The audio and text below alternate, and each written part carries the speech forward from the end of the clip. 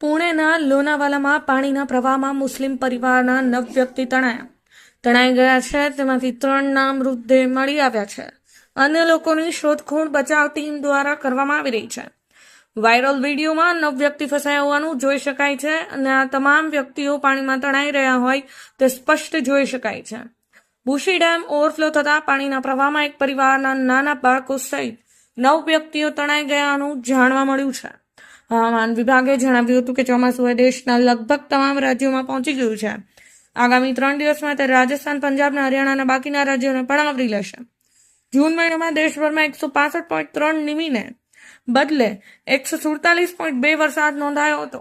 આ સામાન્ય કરતાં 11% ઓછો છે. મહારાષ્ટ્રમાં આવેલ પુણેના લોનાવાલામાં એક પરિવાર પાણીમાં તણાઈ જતા ભયંકર અકસ્માત થયો, જ્યાં આખો પરિવાર પાણીના જોરદાર વહેતા પાણીના પ્રવાહમાં તણાઈ ગયો હતો. આ ઘટનામાં 36 વર્ષની મહિલાને, 13 વર્ષ અને 8 વર્ષની 2 દીકરીઓના પણ મોત થયા હોવાનું જાણવા મળ્યું હતું. સૂત્રોમાંથી મળતી માહિતી મુજબ માનવામાં આવી રહ્યું છે કે આખો પરિવાર બુશી ડેમ જોવામાં આવ્યો હતો. વરસાદી માહોલ હતો. પરિવારના બાળકોનો આગ્રહ હોવાથી પરિવારના વડીલો બુશી ડેમની મુલાકાત લેવાનો પ્લાન કર્યો હતો.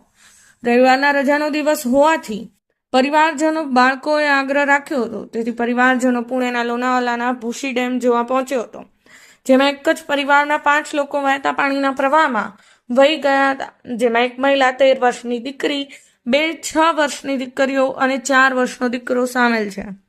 જે લોકો તણાયા હતા તેમાંથી 3ના મૃતદેહ મળી આવ્યા છે. બુશી ડેમ ઓવરફ્લો થતો જતો હતો ત્યારે પરિવારજનો વહેતા પાણીની વચ્ચોવચ ફસાઈ ગયા હતા. ત્યારે પહેલા એક દીકરી વહેતા પાણીમાં પડી ગઈ હતી, તેથી એક મહિલા તેને બચાવવા માટે કૂદી પડી. ત્યારબાદ એક પછી એક બધા વહેતા ભારે પાણીના પ્રવાહમાં કૂદી પડ્યા અને બધા જ તણાઈ ગયા હતા. અન્યને ગોતવાની હાલમાં રાહત કામગીરી ચલાવવામાં આવી રહી છે. બચાવ કામગીરી ટીમને પાણીમાંથી મહિલા અને 2 બાળકોના મૃતદેહ મળી આવ્યા હતા. બાકીના બાળકો સહિતનાઓની શોધખોળ ચાલુ છે. મહારાષ્ટ્રના રત્નાગિરી જિલ્લાના ચિમ્પલુનમાં આવેલ શિવ નદીના મગરોની સંખ્યા વધી રહી છે. વરસાદની સિઝનમાં નદી ભરાઈ જવાના કારણે મગરો રસ્તા પર અને વસવાટ વિસ્તાર તરફ આવી રહ્યા છે. મહારાષ્ટ્રના રત્નાગિરીના ચિમ્પલુનમાં એક મગર રસ્તા પર ચાલતો જોવા મળ્યો હતો. ચિંચનાકા વિસ્તારમાં મગરનો રોડ પર રખડતાનો વિડીયો પણ સોશિયલ મીડિયા પર વાયરલ થયો છે. ત્યાં શિવ નદીમાંથી મગર રોડ પર આવી ગયો હોવાની આશંકા છે. વાસ્તવમાં શિવ નદીમાં મોટી સંખ્યામાં મગરો રહે છે, તેથી રોડ પર મગર ફરતા હોવાના કારણે વિસ્તારમાં ભયનો માહોલ છવાયો છે.